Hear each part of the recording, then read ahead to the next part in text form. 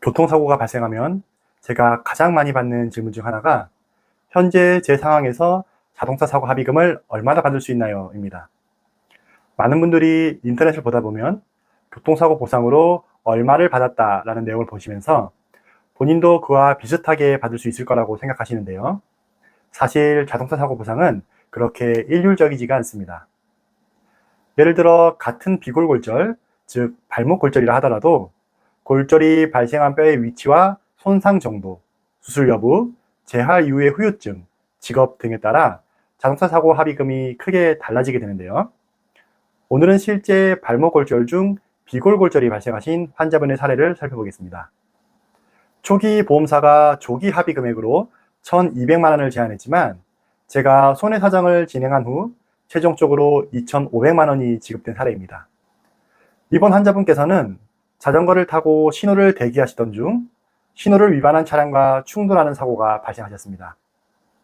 병원 검사 결과 비골골절 진단을 받으셨는데 이는 발목 골절 중 바깥쪽 외측 복사뼈가 골절된 경우입니다.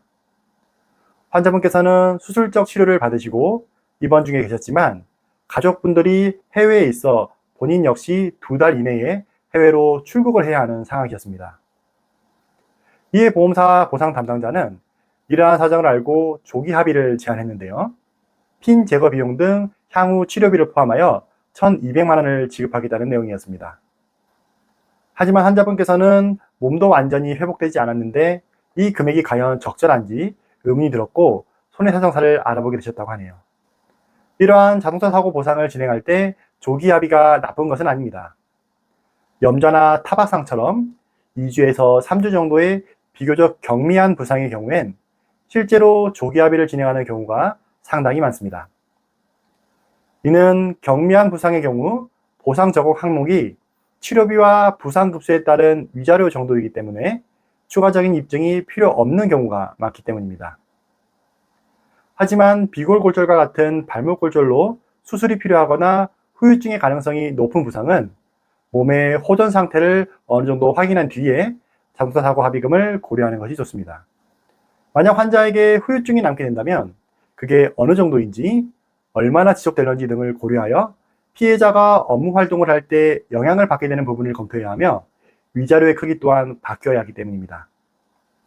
여기서 간병비와 휴업손해가 같은 부분들은 부상급수와 입원 기간에 따라 어느 정도 정해지는 부분이 있기 때문에 분쟁이 그리 크지 않겠지만 이러한 후유증에 대한 부분은 그 인정 여부에 따른 의견 충돌이 많은 편입니다.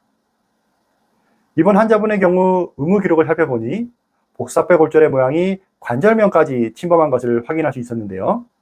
이러한 모양의 발목 골절은 단순히 뼈가 유압되었다고 하여 치료가 끝나는 것이 아닙니다. 물론 개인차가 있겠지만 재활 이후에도 상당 기간 열감이나 찌릿찌릿한 통증, 그리고 발목 관절의 운동 범위 제한이 남을 가능성이 있기 때문입니다. 자동차 사고 보상에서는 이러한 후유증이 환자의 직업과 노동 능력에 어떠한 영향을 주는지까지 함께 검토해야 하는데 이러한 부분은 피해자 측에서 입증이 있어야 보험사가 검토를 하기 때문에 이에 대한 방향 설정과 입증 방식이 매우 중요합니다. 다만 이번 환자분께서는 출국 일정이 정해져 있었기 때문에 치료가 모두 끝날 때까지 기다릴 수가 없었습니다. 그래서 환자의 담당 의사를 통해 후유증 입증에 필요한 내용들을 설명한 뒤 의학적 소견을 먼저 확보하였고 이를 바탕으로 올바른 교통사고 보험금을 산정하여 손해사정서를 보험사에 제출하였습니다. 그 결과 환자분께서는 보험사가 처음 제안했던 1,200만 원이 아니라 2,500만 원의 자동차 사고 합의금을 지급받으실 수 있었던 거죠.